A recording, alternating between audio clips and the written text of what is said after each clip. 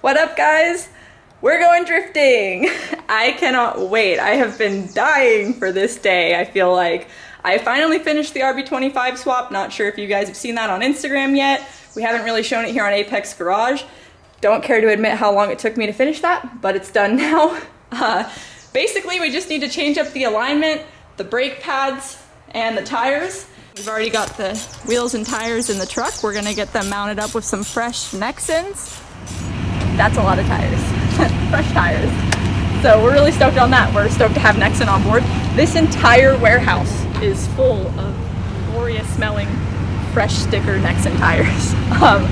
But we're stoked on the sets that we got here, and now we get to go get these mounted up. Box full of NRG parts. So that was a pleasant surprise, and just in time for the drift event. So we get to install all of this stuff tonight, and because I now have a quick release, that means Kevin can maybe drive the car.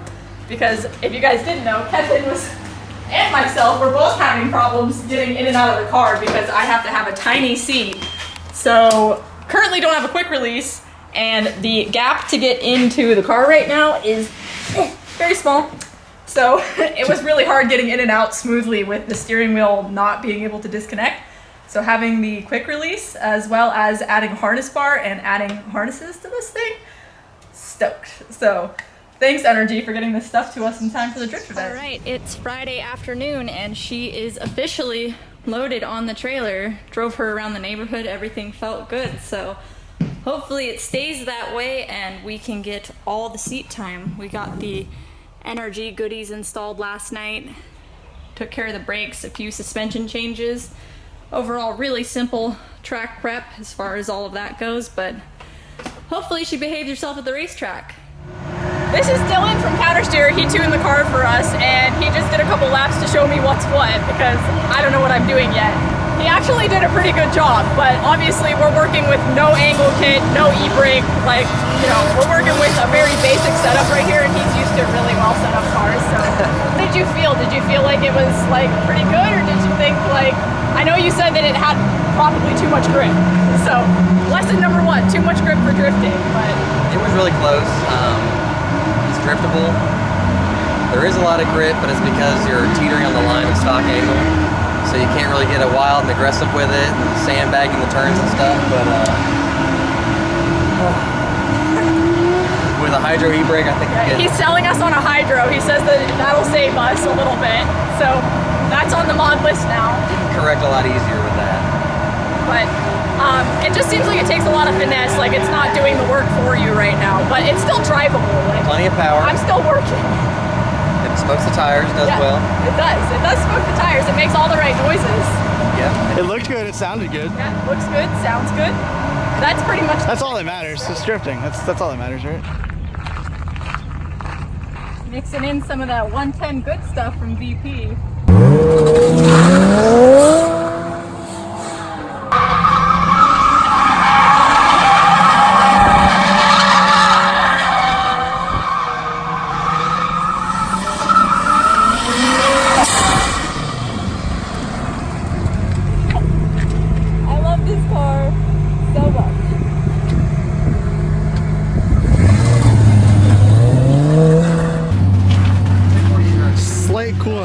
We had a little tear back there.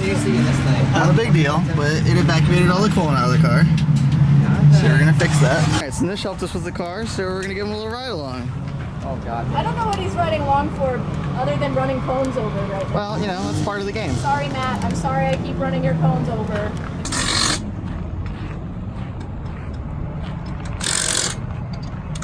So we've made a couple more changes. Still trying to chase an overheating issue, but we think it might be a sensor problem, so we're not quite sure what's going on.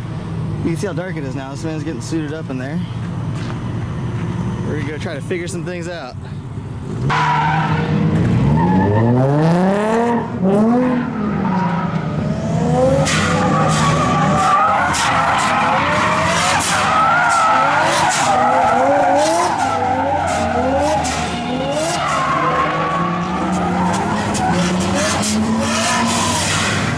So we survived day one. The car is in one piece.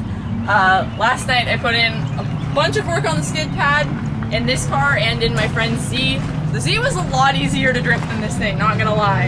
It has like a welded diff and, you know, a hydro and a couple other things, but otherwise it was a pretty stock car, but was just a bit more user-friendly. We definitely need to dial grip out of this thing, but that's part of the learning game, so we're gonna try to jack the pressures up in the rear a little bit more today, make this a little easier for me.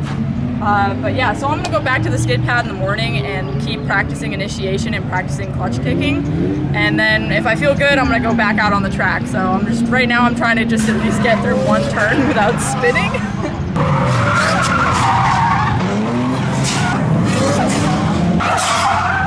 But yeah, if we can get that dialed out and get a little bit more smoothness and a little bit less grip out of this thing, then I think, you know, hopefully by the end of the day we can make some serious progress.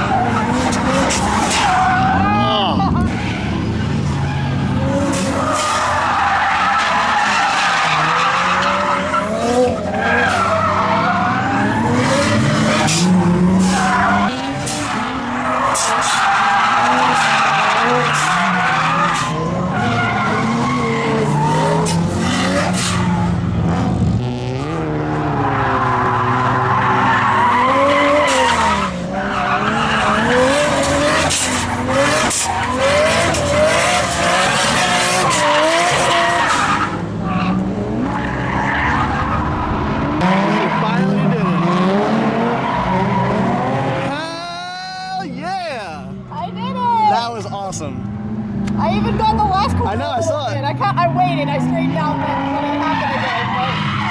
That was awesome. I could feel it. I knew it was gonna happen. I got in a good spot, so I got a good video. I could feel it. I finally figured it out. It wasn't my throttle input. It was already counter steer, but like I had to go and give it a whole nother freaking jerk to the wheel to the left to get it to like stay in a drift. But it worked. We survived. The car is in one piece. I'm in one piece. I managed to link almost 3 turns. So sad, but I'm so excited about that. And yeah, so thank you guys for watching. Hopefully we can get this thing back out to another drift event soon. I know you guys probably can't hear a word I'm saying. It doesn't matter. I'm pumped to be stoked. Finally went drifting, and the car is still running.